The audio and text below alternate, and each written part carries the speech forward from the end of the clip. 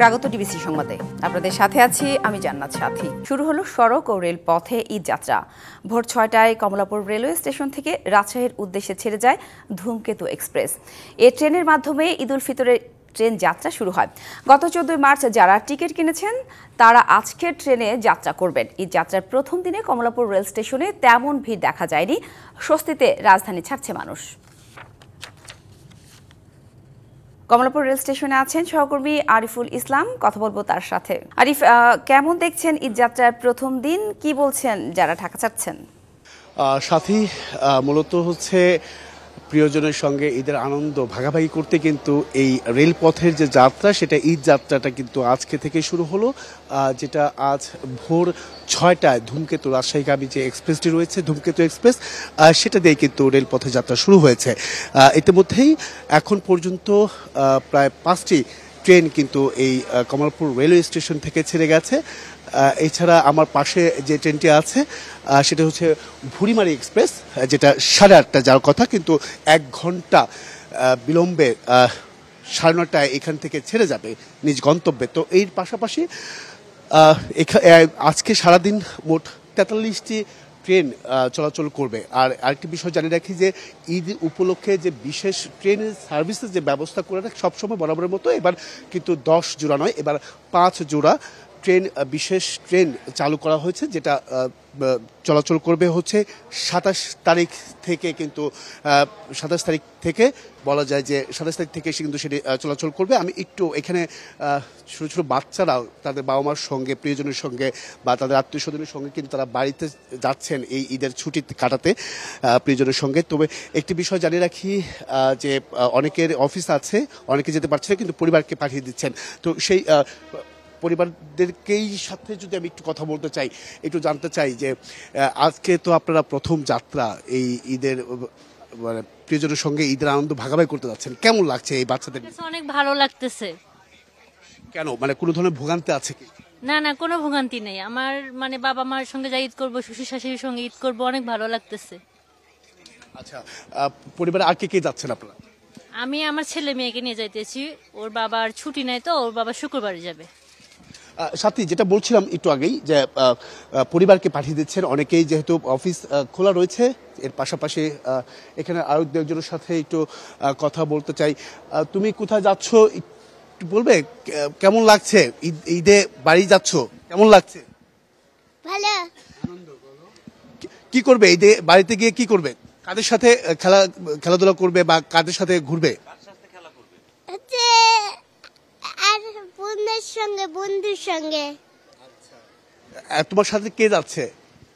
আম্মু, বাবা। তাই? এই যে ট্রেনে বসে আছো, কতটা ভালো লাগছে? ভালো। অনেক ভালো লাগছে। তোমার কাছে কেমন লাগছে ঈদে ছুটি বাড়িতে যাচ্ছ? অনেক ভালো। পড়াশোনা নেই আছে, কারণ আমার ঈদ শেষে পরীক্ষা। অনেকটা চিন্তায় আছো, তাই তো?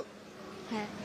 সাথী, মূলত যে বিষয়টি একটু আরেকটি তথ্য দিয়ে আমি শেষ করতে চাই, সেটা হচ্ছে যে 27 তারিখ থেকে তো আপনি জানেন যে 5 জোড়া ট্রেন, বিশেষ ট্রেন চলাচল করবে। এর পাশাপাশি আরেকটি বিষয় যেটা আজকেই কিন্তু 30-এ ফিরতি টিকিট দেওয়া হচ্ছে রেলের পক্ষ থেকে, যেটা হচ্ছে আগামী 3রা এপ্রিলের টিকিট আজকে দেওয়া হচ্ছে, যেটা সকাল 8টা থেকে শুরু হয়েছে অনলাইনে, এবং কি এটা হচ্ছে পশ্চিমাঞ্চলের, এবং কি পূর্বাঞ্চলে যেটা হচ্ছে বেলা দুপুর 2টা থেকে কিন্তু অনলাইনে দেওয়া হবে ফিরতি টিকিট, যেটা আগামী 3রা এপ্রিলে।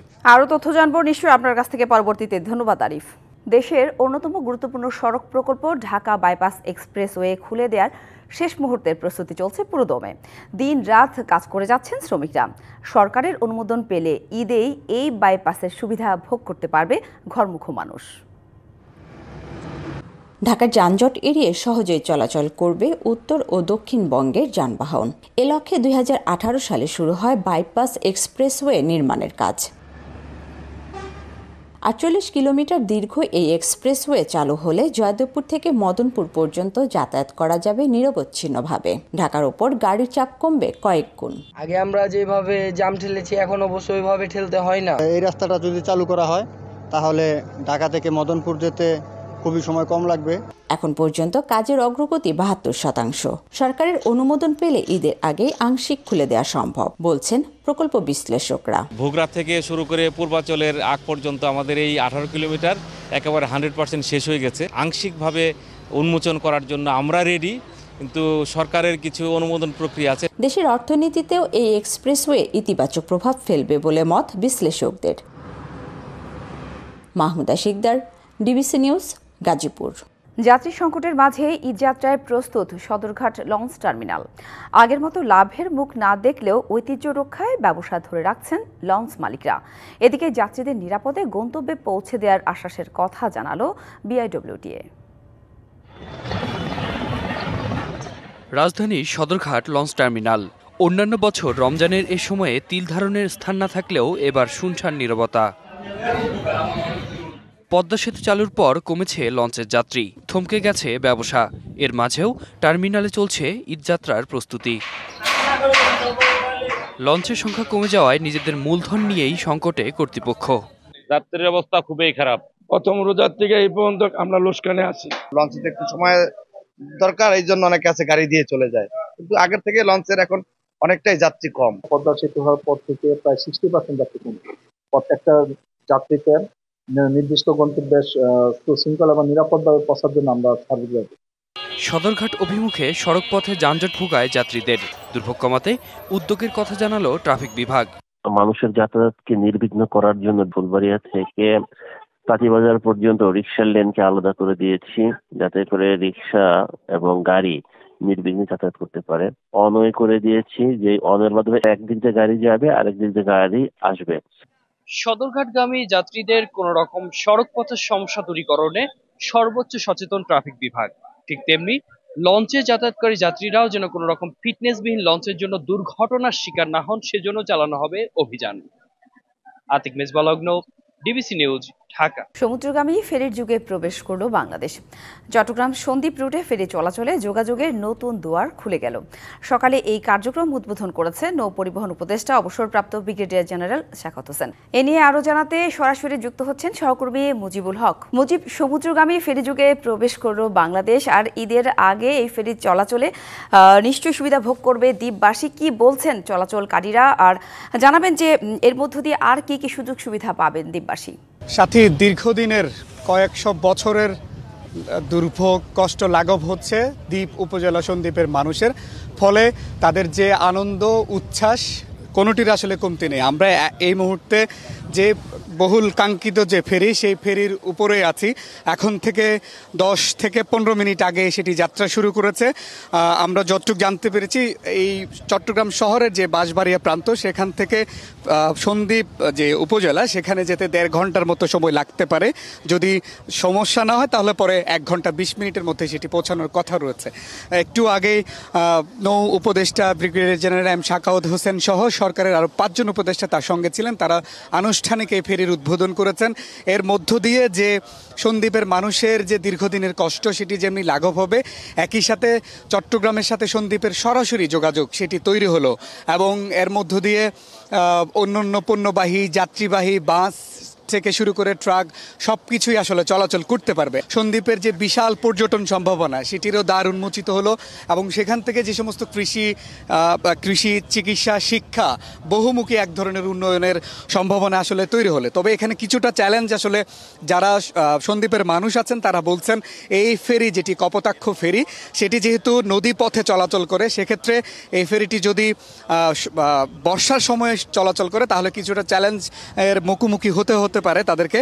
সেক্ষেত্রে সমুদ্রের পথে উপযোগী যাতে ফেরি এখানে আনা হয়, সেই দাবি তারা করছেন। এর বাইরে রাত হলেই, অর্থাৎ সকাল থেকে সন্ধ্যা পর্যন্ত এই ফেরি চলে, অথবা সন্দ্বীপের মানুষের সাথে চট্টগ্রামের মানুষের এক ধরনের যোগাযোগ থাকে। কিন্তু রাত হলে পরে চট্টগ্রাম থেকে সন্দ্বীপের মানুষের এক ধরনের যোগাযোগ সেটি বিচ্ছিন্ন হয়ে যায়। তো এখানের মানুষের যে দাবি, সেটি যদি রাতেও যদি যে ফেরিটি সেটি যদি চলাচল করা যায়, তাহলে পরে তারা 24 ঘন্টায় এই ফেরির তারা সুবিধা আসলে পাবেন।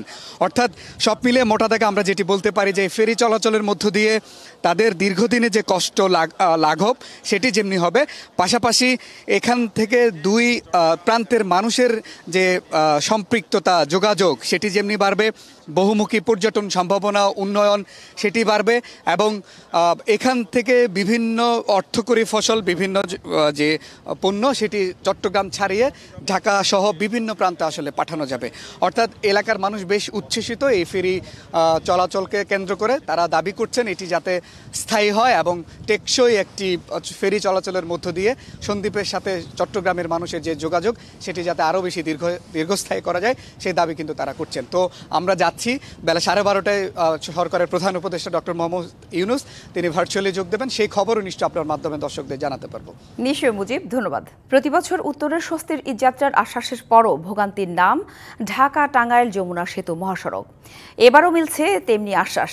তবে সেতু থেকে এলেঙ্গা পর্যন্ত 13 কিলোমিটার অংশে চলমান উন্নয়ন কাজ আর সরু যমুনা সেতু সামাল দিতে পারবে কি অতিরিক্ত গাড়ির চাপ? ঢাকা টাঙ্গাইল মহাসড়কের এলেঙ্গা পর্যন্ত 4 লেনের সুবিধা, এরপরই সরু যমুনা সেতু ও এলেঙ্গা পর্যন্ত 13 কিলোমিটার সংযোগ সড়কে যত বিপত্তি। অতিরিক্ত গাড়ির চাপ, যানবাহন বিকল ও দুর্ঘটনায় দীর্ঘ হয় যানজট।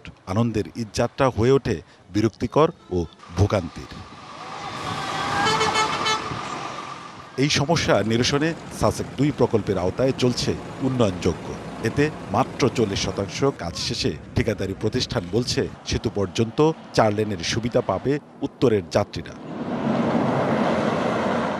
ঈদে আমরা হলো 4 lane, 2 lane existing 2 lane and new 2 lane 4 lane চালু করে দেব আমরা, যাতে দুই দিকে 4 লেনে গাড়ি চলাচল করতে পারে। তবে অস্থায়ী নতুন লেনের 2 পাশে আলগা বালুর সড়ক, সরু ও চৌড়া লেনের চক্করে প্রথম দিনেই 3টি দুর্ঘটনা হওয়ায় কাটছে না যাত্রী ও চালকদের শঙ্কা। পরিবহন চাপাচাপি করে বেশি, এর কারণে দুর্ঘটনা ঘটে। গত বছর তো অনেক চাপের জন্য গাড়ি অ্যাক্সিডেন্ট সেতুর উপরে, বুঝছেন।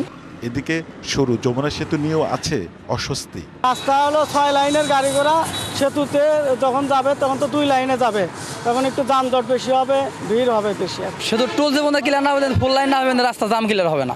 সবকিছু আসলে আমাদের জন্য 4 লাইন করে দিলেন, সেতুটাও 4 লাইন করে দিলে আমাদের জন্য সব সময় ভালো হয়, তাহলে যানজট হবে না। তবে ভোগান্তির সংখ্যা উড়িয়ে দিয়ে স্বস্তির ঈদযাত্রার আশ্বাস সেতু কর্তৃপক্ষ ও পুলিশের। সাধারণত আমরা 6টা বুথে গাড়ি চালাই, ঈদের সময় আমাদের আরও 3টা অ্যাডিশনাল অর্থাৎ 9টা 18 বুথে কাজ চলবে। আমাদের 2টা র্যাকার সার্বক্ষণিক প্রস্তুত থাকবে। আমরা সেতুর ওপরও 1 কিলোমিটার পর আমাদের রেস্কিউ টিমের সদস্য দিব, তারা যেন দ্রুত কোনো ব্যবস্থা নিতে পারে। রুগ্ন যানবাহন বা ত্রুটিপূর্ণ যানবাহন থেকে আমরা যাতে বিরত থাকতে পারি। যাত্রীদেরকে যে শুধুমাত্র একটি নিরাপদ জার্নিকে ত্বরান্বিত করে না, শুধু তাই না, এটা কিন্তু রাস্তায় দুর্ঘটনারও শিকার হয়। 24 ঘন্টা এখানে প্রায় 750 লোক এখানে এই মহাসড়কের উপর কিন্তু ডিউটি করবে এবং এটা আমরা 4টি সেক্টরে ভাগ করেছি। ঈদযাত্রায় একদিনে 55,000 থেকে 60,000 যানবাহন পারাপার হয় যমুনা সেতু দিয়ে। Sohel Talukdar, DBC news, Tangail. ঝুঁকিপূর্ণ হয়ে উঠেছে আশুগঞ্জের রেলওয়ের আন্ডারপাস। 100 বছরেও সংস্কার হয়নি সুড়ঙ্গ পথটি। প্রায়ই দুর্ঘটনা ঘটছে এখানে। পণ্যবাহী ট্রাক ও অন্যান্য ভারী যানবাহন চলাচল করায় সৃষ্টি হচ্ছে যানজট। দুর্ভোগের শিকার সাধারণ মানুষ। তবে এটি সংস্কার ও চওড়া করার উদ্যোগ নেয়ার কথা জানিয়েছে উপজেলা প্রশাসন। 100 বছর আগে ব্রিটিশ শাসন আমলে স্থানীয়দের চলাচলের সুবিধার জন্য আশুগঞ্জ রেলওয়ে স্টেশনের নিচ দিয়ে নির্মাণ করা হয় এই আন্ডারপাস। দীর্ঘ সময় সংস্কার না হওয়ায় ঝুঁকিপূর্ণ হয়ে উঠেছে এই পথটি। চর চারতলা ইউনিয়নের 50,000 মানুষ ও আশুগঞ্জ ইউরিয়া সার কারখানা, পেট্রোবাংলা সহ কয়েকটি সরকারি প্রতিষ্ঠানের পণ্যবাহী ট্রাক চলাচলের একমাত্র পথ এই আন্ডারপাস। ফলে দুর্ঘটনা সহ যানজটে দুর্ভোগের শিকার হচ্ছে সাধারণ মানুষ। বড় বড় ট্রাক কিন্তু এই সুড়ঙ্গ দিয়ে আসতে পারছে না। এই সুড়ঙ্গের চারপাশে কিন্তু সংঘর্ষ লেগে যাচ্ছে এবং সংঘর্ষ লেগে যাওয়ার কারণে এই সুড়ঙ্গটি বর্তমান এমন একটা অবস্থা হয়েছে যে কোনো মুহূর্তে ধসে পড়ার মতো অবস্থা হয়ে গেছে। দেখা যায় এই চুঙ্গা ব্রিজটা থাকে না, এই যে সুড়ঙ্গ ব্রিজটা, এটা থাকার কারণে প্রতিনিয়ত জ্যামের সৃষ্টি হয়, মানুষ প্রতিনিয়ত ভোগান্তির মধ্যে পড়ে। উপজেলা নির্বাহী অফিসার জানান, ইন্টারনাল কন্টেইনার ডিপো নির্মাণ ও একটি 4 লেন সড়কের কাজ চলছে। এই সড়ক যখন আন্ডারপাস হয়ে যাবে তখন সুড়ঙ্গ পথটিও 4 লেন করা হবে।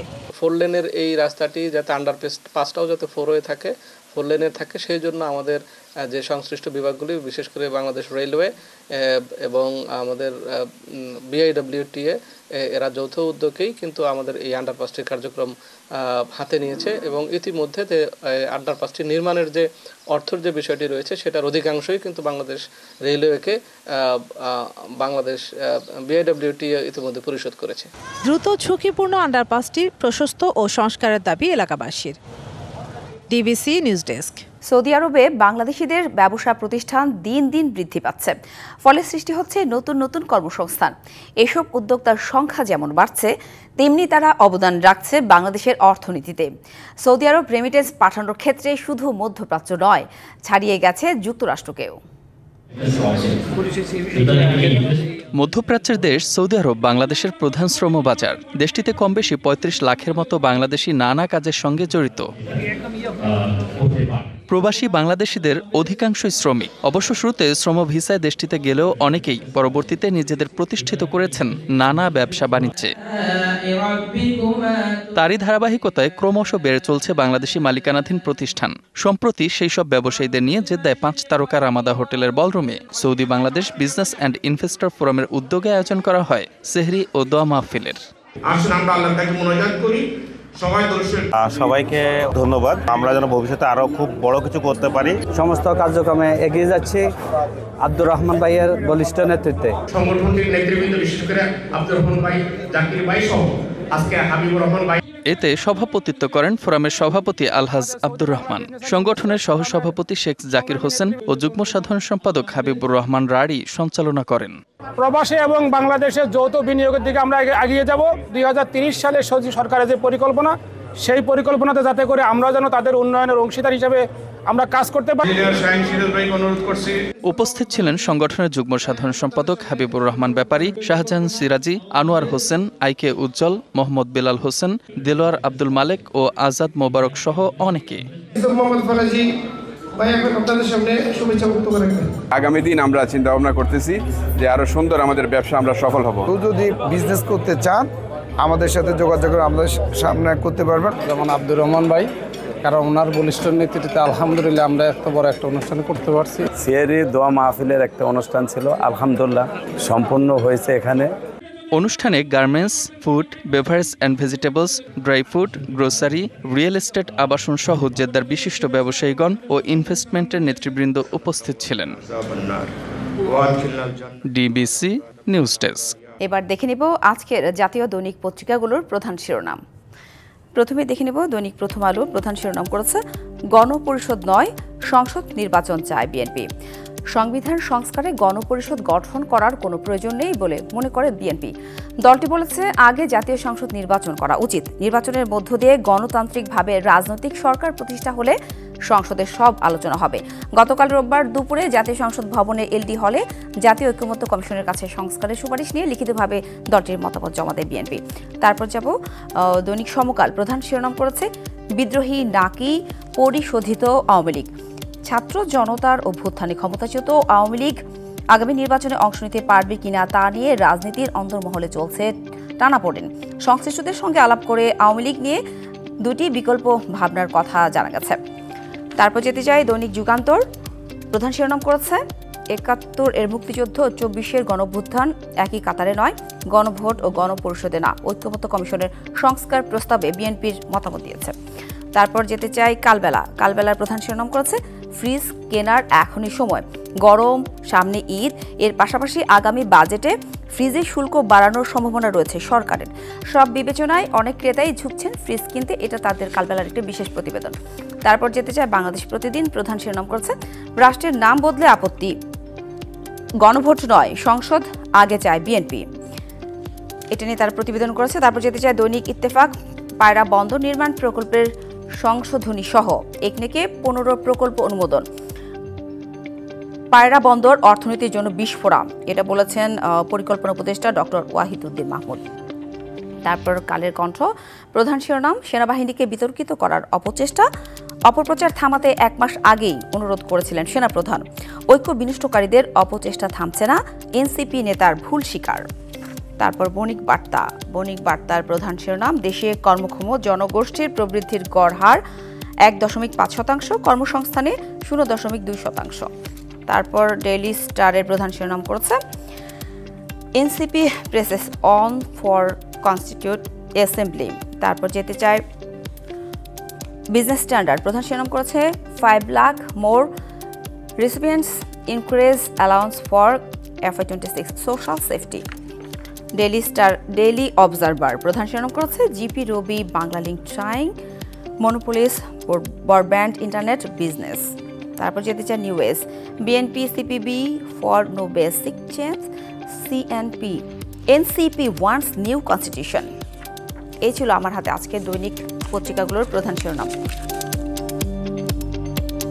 ডিবিসি সংবাদ এই ছিল এখনকার মতো। ডিবিসি নিউজের সংবাদগুলো পড়তে ভিজিট করুন dbcnews.tv আর ভিজিট করুন ডিবিসি নিউজের ফেসবুক পেজ এবং ইউটিউব চ্যানেল। ডিবিসির সঙ্গে থাকুন।